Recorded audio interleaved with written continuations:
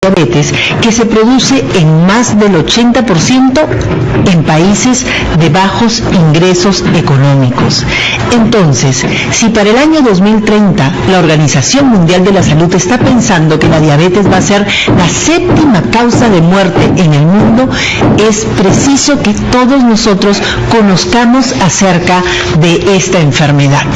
Y para esto vamos a tener con nosotros al doctor Dante Gamarra González. El doctor Dante es médico endocrinólogo, jefe del servicio de endocrinología del Hospital 2 de Mayo e integrante del Instituto Peruano Endocrino Cardiometabólico, IPECAM. Doctor Dante, gracias por estar con nosotros. Muchas gracias, doctora Yanés, por la invitación y para servir el día de hoy a nuestros pacientes y al público en general. Por supuesto que sí. Empecemos diciendo qué es la diabetes. Bueno, de manera sencilla, la diabetes es una enfermedad crónica que no se cura, pero que si se controla, se puede, tener una buena calidad de vida. ¿Por qué se produce la diabetes? Normalmente nuestro cuerpo necesita energía. La energía que va a dar a nuestro cuerpo es la glucosa. La glucosa en forma de alimento, el hígado también fabrica glucosa. Esta glucosa es llevada al músculo y al tejido graso, donde se va a convertir en energía que toman todas las células para todo el metabolismo del cuerpo. Quien regula esto es la insulina. Si la glucosa sube, nuestro cuerpo produce insulina y de esa manera cumple las funciones vitales. Entonces, en el diabético hay disminución de la insulina y un mal uso a nivel muscular o a nivel del tejido, graso. ¿Cuántos tipos de diabetes existen? Podemos clasificar la diabetes desde el punto de vista, práctico, en 4 grupos. La diabetes denominada tipo 1 insulino dependiente es aquel paciente diabético que es diagnosticado de la enfermedad y requiere de insulina para controlar toda su vida su diabetes. O sea, el paciente nació así. Nació así, la mayoría son niños, pero también estamos viendo que personas jóvenes pueden comenzar con la diabetes. Hablamos 9 años, 17 años y muy rara vez personas mayores de 50 años. La diabetes tipo 2 es la que la mayoría de la población peruana tiene. Se caracteriza porque tiene insulina, solamente que esta insulina no logra cumplir su rol, que es llevar la glucosa al músculo y al tejido graso. Y esta se produce en personas que tienen factores de riesgo, hipertensos, obesos, personas con antecedentes familiares de diabetes. La diabetes tipo 3 son otros tipos de diabetes. Por ejemplo, si a usted por alguna circunstancia le operan del páncreas y le retiran el páncreas, no va a producir insulina. Por ejemplo, si yo tengo un tumor, me han retirado el páncreas, de aquí en adelante no voy a producir insulina y necesito que me provean de esta insulina en forma externa y me convierto en diabético. Correcto, porque le han retirado el páncreas. ¿En qué otras causas, en qué otros motivos hay para convertirme en un diabético tipo 3? Okay. Existen enfermedades que, por ejemplo, tumores, una de ellas es la acromegalia, que es un tumor que produce hormona de crecimiento que hace que se produzca un mal funcionamiento de la insulina y el paciente se vuelve diabético. Se le cura el tumor y deja de ser diabético, pero es una forma. ¿Y las gestantes? Es el 4º grupo dentro de la clasificación. La gestante con diabetes, si es diabética tipo 2 y se embaraza, no es diabetes gestacional. Debe ser una diabetes que solamente se presenta con el embarazo, durante el embarazo, y después la paciente ya no tiene su diabetes. En otras palabras, si yo soy una mujer que me embarazo, nunca fui diabética y de pronto mi glucosa empieza a subir durante la gestación, soy una diabética gestacional. Y después del embarazo debería yo volver a la normalidad. Pero eso implica, doctor Dante, que en el futuro la mujer que ha tenido diabetes gestacional va a seguir siendo diabética o se puede volver diabética. Sí, lo que sucede es que cuando una mujer gesta, se debe de tomar en cuenta, dentro, usted mejor que yo conoce el tema, hay que ver ver todo su riesgo prenatal. Entonces aquí donde debemos tomar importancia es los antecedentes. Si alguien en la familia ha tenido diabetes, si esta mujer tiene sobrepeso, obesidad, hipertensión, si tuvo en alguno de los embarazos anteriores preeclampsia, por ejemplo, o sea, que se le subió la presión, o por algún momento le encontraron un poquito de la glucosa alta, o tiene la manchita esta llamada acantosis nigricans, de repente esa gestación está haciendo que su diabetes tipo 2 escondida después del embarazo se manifieste. Hablando de la acantosis nigricans, estas manchitas que son oscuras, que se ven atrás del cuello, que se ven en los nudillos también, o que se ven a nivel de las axilas, eso es la acantosis nigricans, también se ve en un grupo muy peculiar de pacientes que son las que tienen ovario poliquístico. Y este ovario poliquístico es debido a una insulinoresistencia. Si yo tengo ovario poliquístico, ¿voy a ser diabética? Es una posibilidad, tanto así que está dentro de los factores de riesgo. Recuerda que la insulina no solamente actúa a nivel del azúcar. En el ovario, el óvulo que sale, de todas maneras, tiene que seguir un camino para la ovulación en la mujer. En este proceso tiene que ver la insulina, no necesariamente con la glucosa. Entonces hay factores que sí contribuyen. Y si una mujer tiene ovario poliquístico, es una manifestación de que va a tener resistencia a la insulina. Y que en el futuro puede desarrollar una diabetes. De acuerdo, exactamente. Doctor Dante, y dígame, en el caso de cuando nos dicen, este es un paciente prediabético, ¿esta condición existe? ¿Qué significa y qué puedo esperar? Es muy discutida, incluso en los foros médicos, muchos dicen no existe la prediabetes, ya es una diabetes, pero bueno, desde el punto de vista práctico, seamos sinceros, si yo le digo a una persona que tiene prediabetes, entonces le estoy diciendo de que su valor de glucosa por pruebas que se hacen está por encima del valor que uno considera ya diabetes, o después de una prueba que se le hace que se llama la tolerancia a la glucosa, se le vuelve a medir y está por encima de los valores que la mayoría de las personas que no tienen la alteración deberían ser normales. Pero esta condición, cuando al paciente se le dice no es diabético, el paciente, ¿qué hace? Se pierde. Pero ya está con el factor de riesgo ahí, entonces tenemos que intervenir. Entonces a eso le llamamos la llamada prediabetes, que a veces es aceptada y a veces no en todo el interín, digamos, de la medicina, ¿no? De la medicina. Yo hace algún tiempo escuché algo que me pareció muy simpático. Me dijeron que había dos tipos de diabéticos. Los diabéticos ordenados, que son los diabéticos educados, que siguen su tratamiento, que siguen una dieta, y los diabéticos desordenados, que son aquellos que creen que es algo pasajero, que por tiempo toman el medicamento y por otros no. Y me dijeron también que a los diabéticos ordenados no le pasa nada. Con el Día Mundial de la Diabetes, que va a ser el 7 de abril del día 2016, es el Día Mundial de la Salud, perdón. Y en el marco de este Día Mundial de la Salud, estamos hablando que la Organización Mundial de la Salud le ha puesto, le ha enfocado toda su atención a este problema de la diabetes, y estábamos con el doctor Dante para poder responder todas sus dudas. Nos llama Ica. Adelante, desde Ica, adelante Diana, de 50 años, ¿cuál es tu pregunta? Buenos días. Dime, Diana. Sí, Diana, te escuchamos. Estoy llamando para hacer una consulta. Hace un año me dijeron que yo tenía diabetes, estaba con 140 de hemoglobina. Y ahora ya... 140 de glucosa, sí. Me da dolores de cabeza, me da un muscular frío, y me da por descompensación al cuerpo. ¿Estás tomando alguna medicación, Diana? No, justamente cuando yo fui al médico me mandaron solamente que hiciera dieta, nada, no me dieron ninguna pastilla, nada me dieron. Y en la actualidad es muy frecuente estos episodios que hay dolor de cabeza, que hay desvanecimiento, sí son frecuentes. ¿Cuándo ha sido la última vez que has tomado tú una medición de glucosa? Justamente me van a hacer un mes, no, eso no fue el 7 de marzo me han hecho, pero el seguro, no puedo sacarse tan seguro para ver mis resultados. Ok, Diana, entonces ahora el doctor Dante nos va a dar una respuesta para ti. ¿Qué le recomendaríamos a Diana, que tiene 50 años, que vive en Ica y que ha tenido un examen con 140 de glucosa? Bien, Diana nos dice que tiene un año de diagnóstico y nos refiere que ha tenido casi hace un mes un examen de 140. Sería importante que también nos mencione desde cuándo está teniendo estos síntomas.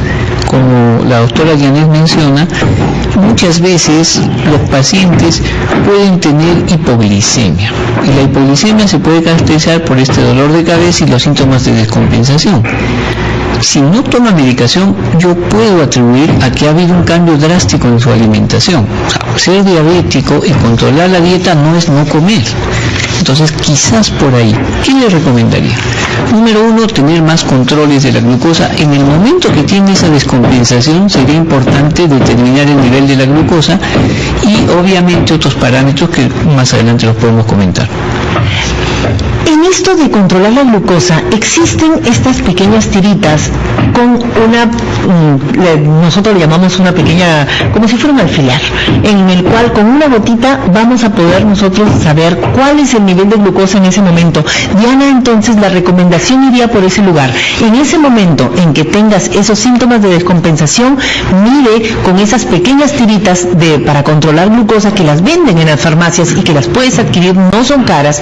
Entonces vas a poder llevarle a tu médico un más amplio panorama de qué cosa es lo que te está sucediendo. Y tu médico, porque si bien 140 no es demasiado, ya es necesario que sí tengas un tratamiento y un control. Recibimos ahora desde Arequipa, desde la bella ciudad del Misti, nos llama Lili. Lili, el Perú te escucha. Sí, muy buenos días a ustedes y también al doctor que nos está dando las respuestas. Muchas por anticipar.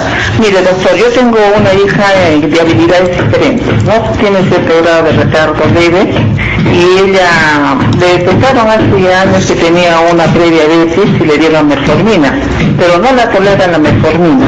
Entonces, aparte de eso, le han encontrado que tiene un hipotiroidismo, le dieron la lipotirosina y le chocó y se descompensó.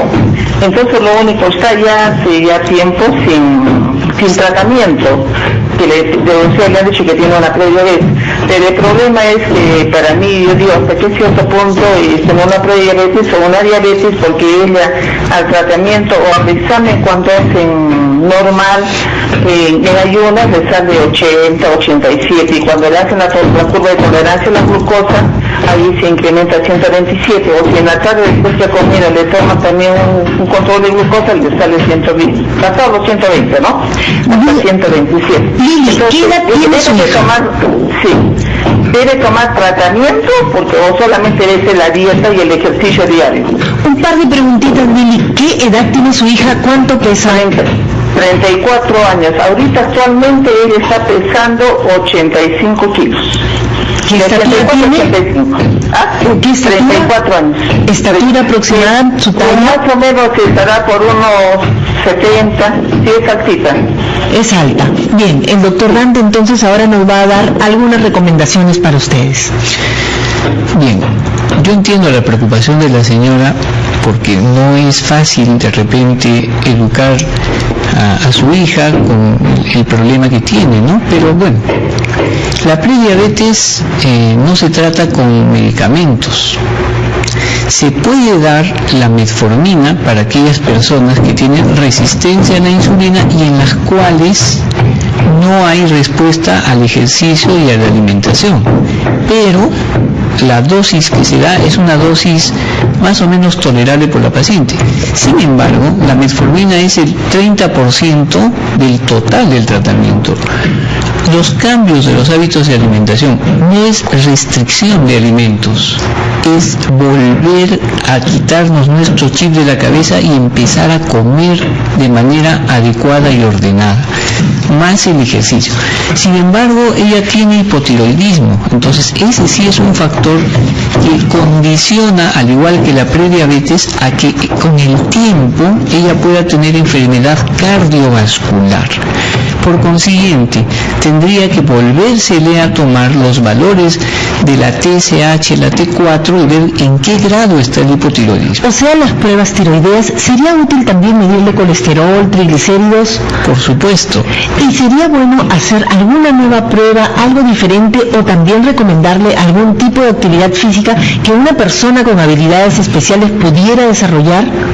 Sí, por supuesto. Existe el ejercicio, la piscina, la danza, o sea, no necesariamente uno tiene que ir a un gimnasio. Ahora, en relación a las glucosas que ha manifestado, yo me puedo tomar una glucosa 2 horas después de haber comido y el valor normal para una persona no diabética es menos de 140.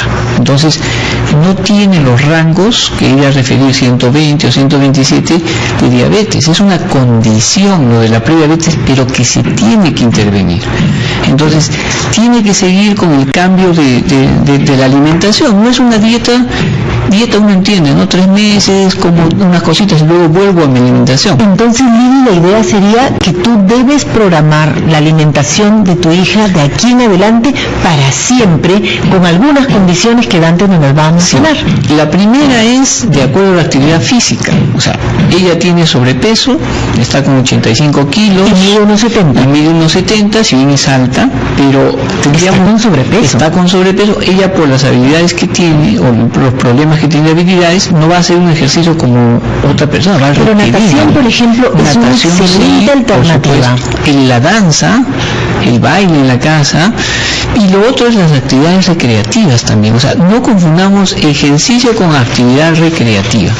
Entonces creo que eso más un nuevo control del hipotiroidismo. Me preocupa el hipotiroidismo y la condición. Entonces tiene que volver nuevamente a pasar la consulta con el médico, y a veces es necesario, por los problemas, digamos, con la medicación, darle 2 horas después de alimentarse, ver cuál es la causa, en realidad por qué tiene la intolerancia, pero no hay que dejar de dar el medicamento si fuera un caso de hipotiroidismo primario, porque eso va a hacer que la diabetes sea más rápida y las complicaciones se vean más adelante. Y va a hacer también que aumente más de peso.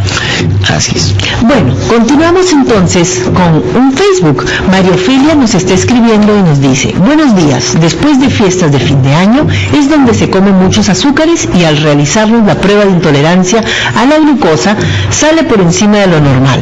¿Se puede pensar en una diabetes? La paciente tiene 17 años. ¿Qué nos dice el doctor Dante Gamarra?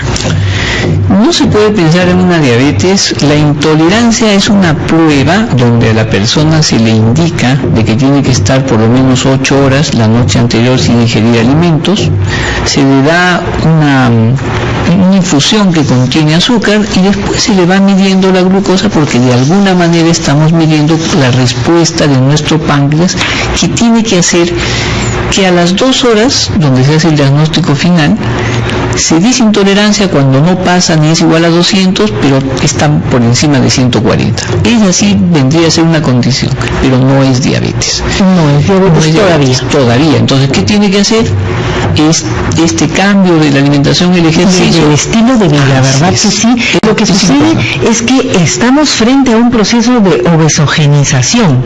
¿Esto qué cosa significa, ese nombre tan extraño? Significa que cada vez nos estamos volviendo más sedentarios y más obesos. En el Perú, el 7% de personas mayores de 25 años son diabéticos y el 23% tienen hiperglicemia en ayuno.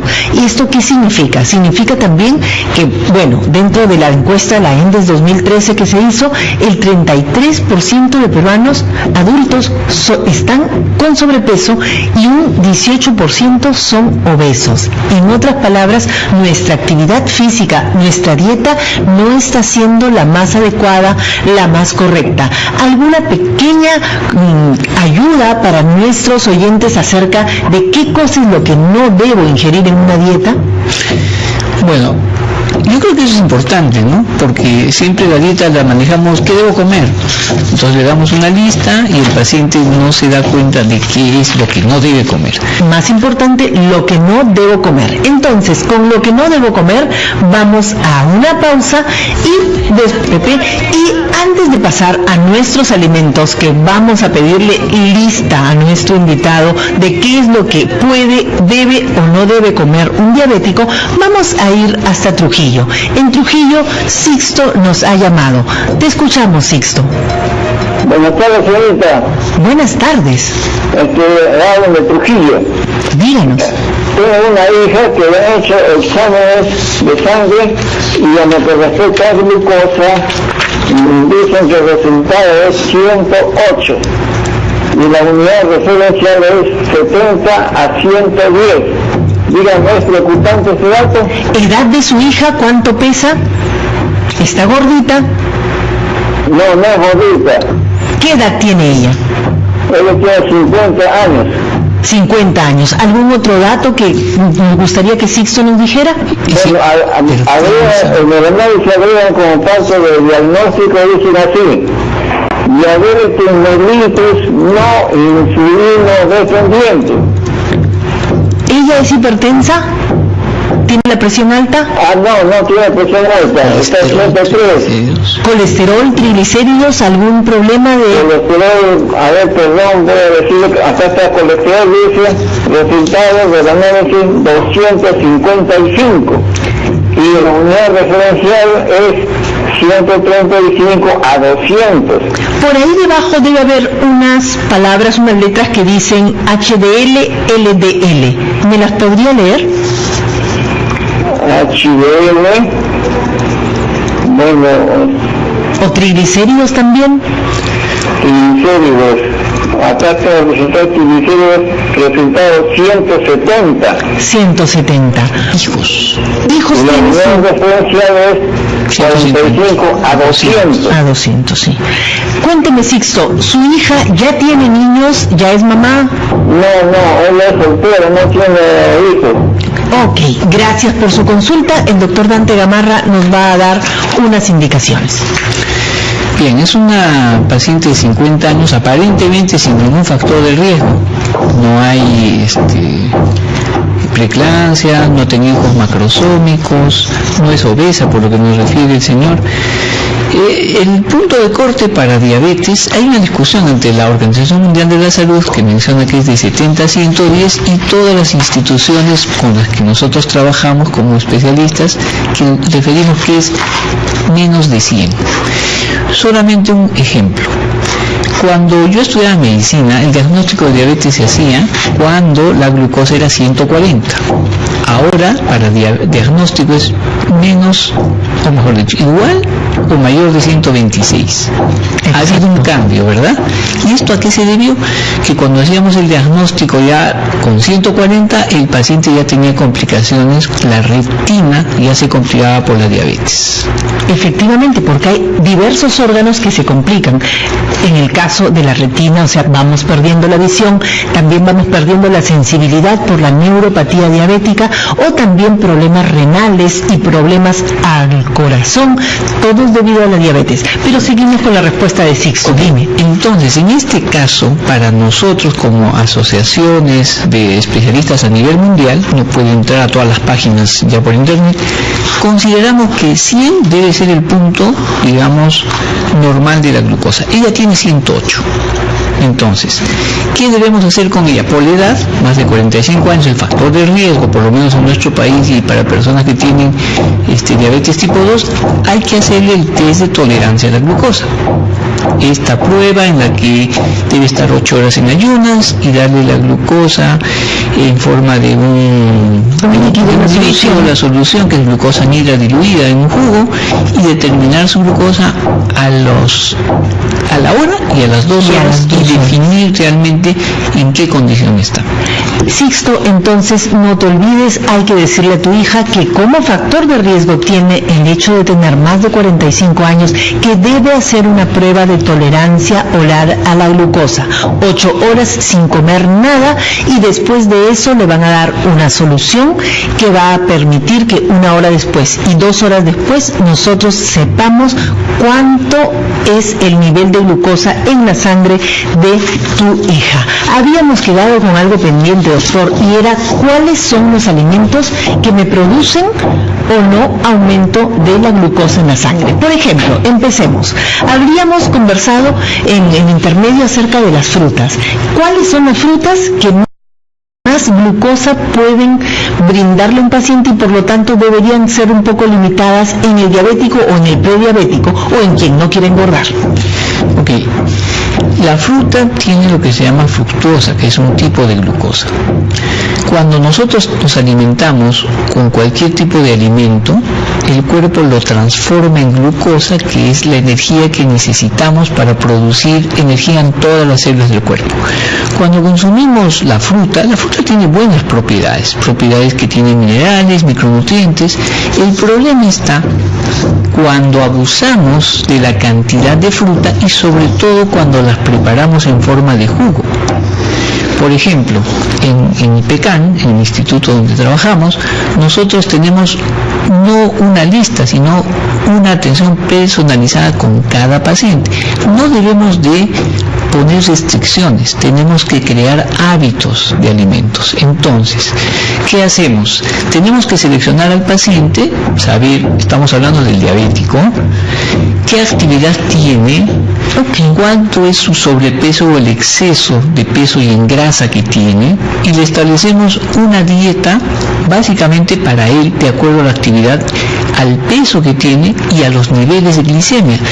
Entonces el paciente tiene que saber que si se come, por ejemplo, un plátano, y hay muchos que toman un jugo de naranja, para que preparemos el jugo de naranja, ¿cuántas naranjas preparamos? Ok, al preparar el jugo de naranja descomponemos esa glucosa que tenía y la convertimos en fructosa. Y aquí va el detalle. Cuando uno come glucosa, el hígado es básicamente lo más importante. El laboratorio es el laboratorio. El hígado fabrica glucosa. El hígado almacena glucosa en forma de glucógeno. Cuando comemos la fruta, que es glucosa con un porcentaje de fructosa, el hígado lo puede eliminar o lo manda para que se utilice a nivel sanguíneo. Cuando consumimos la fructuosa, el hígado lo almacena. Entonces es mucho más saludable consumir la fruta directamente que un jugo. Entonces la fructuosa, el exceso de fruta, el exceso de infusiones, de jugos, hace de que se almacene en el hígado, le produce lo que llamamos la resistencia a la insulina y sube el colesterol, sube los triglicéridos. Eso es en relación a fruta. ¿Cuáles son las frutas? Pues las más dulces. Podemos hablar. El exceso de plátano, no quiere decir que no se consuma. El exceso de plátano. Así es. La sandía, que básicamente no tiene casi nada, digamos, de producto, es líquido. También la chirimoya, el mango, o sea, en exceso, no quiere decir que no se consuma. La cantidad de uvas también, o sea, tiene que ser una porción mínima. Una porción pequeña. En cuanto al pan.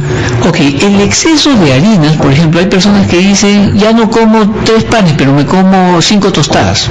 Entonces, es lo mismo. Exactamente. Ya no como las tostadas ni el pan, pero sí estoy consumiendo de repente en la mañana hay un arroz con leche. El arroz, la leche también pueden subir la glucosa. Entonces, cambiamos los carbohidratos, ¿no? Por ejemplo, yuca, arroz, papa, no puede ser. O es yuca, o es arroz, o es papa, porque son carbohidratos. Y en cuanto al arroz, habíamos mencionado que era una porción de un Pyrex pequeño, pero una sola vez al día. Entonces, amigos oyentes, decidamos el arroz en el almuerzo o en la cena, pero en los dos no puede ser. No podemos mezclar, ¿no? Por ejemplo, nuestro plato del pollo a la brasa, que es el clásico. Plato bandera. Plato bandera.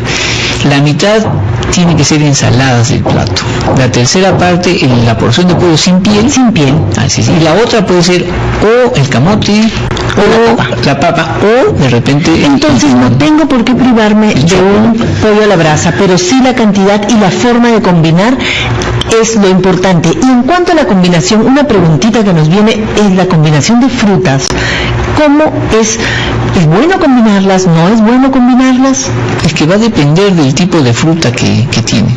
Idealmente las frutas que se tienen que combinar son aquellas que van a tener pulpa. ¿De acuerdo? O sea, ¿por qué? Porque en esa pulpa vamos a tener proteínas, minerales, pero también nos va a permitir no subir mucho la glucosa. Entonces, ¿qué combinamos? Podemos combinar la papaya, por ejemplo, podemos combinar con un poco nada más de plátano, podemos combinar de repente con una uva, o sea, pero el asunto no es la combinación, es la cantidad y la frecuencia que se come. Por ejemplo, eso de estar tomando nuestro extracto, el extracto surtido, nuestro jugo surtido, ¿es recomendable? No, porque vuelvo a insistir, es fructuosa, o sea, es ese azúcar que va a hacer que nuestro hígado empiece a fallar. Entonces, es preferible que comamos la fruta. Nos vamos ahora hasta Puente Piedra. En Puente Piedra, Lidia, de 70 años, nos ha llamado. Buenas tardes, Lidia, te escuchamos. Buenas tardes, doctora. Es una bendición de hablar con ustedes. Mire, yo soy una señora de 70 años, soy interna del año 75 que me lo detectó el doctor Humberto Maroja Parodi del Hospital Oaxaca. Sí. Imagínese, doctor, ¿cómo me voy a estar controlando yo el azúcar si toda la medicina está tan cara? Yo me insulina L y insulina R. Dígame, señora. Por favor, dígame cómo puedo hacer. A ver, ¿usted está recibiendo dos tipos de insulina, señora Lidia? Sí, por ¿Usted favor, doctora. asiste al CIS? No, porque no me dan nada de medicina cada vez que yo me descontrolo porque me da la hipoglicemia cada rato porque no quiero comer. Entonces me da la hipoglicemia y me pierdo en la calle. Con tranquilidad. Me llevan al hospital a cada rato de Puente Piedra y la última vez me estaban desactivado el CIS. ¿Cómo están sus riñones, señora Lidia?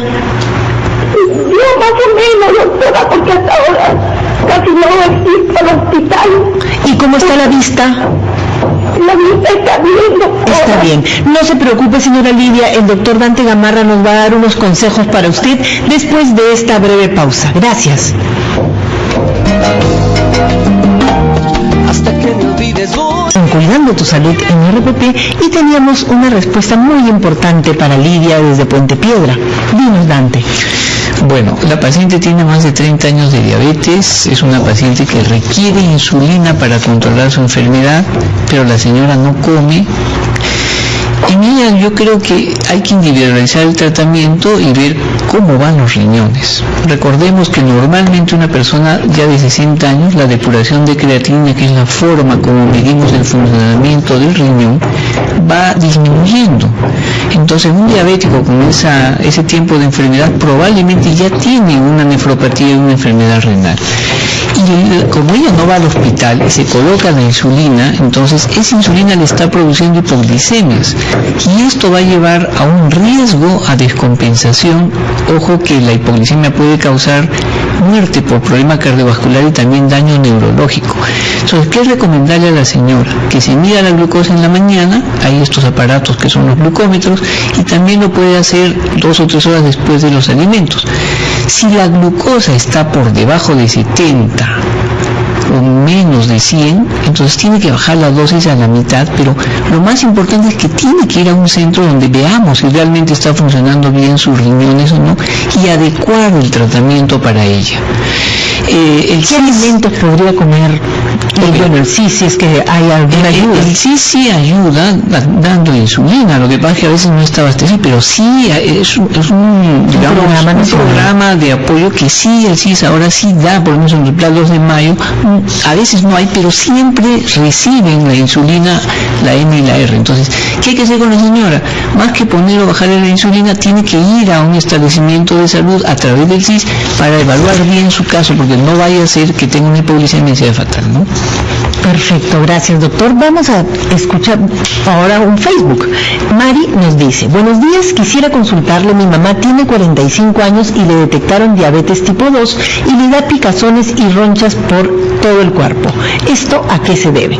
Gracias. Bueno, la diabetes, cuando hay una hiperglicemia, tiene manifestaciones dérmicas, ¿no? Puede haber prurito, que es una de las complicaciones.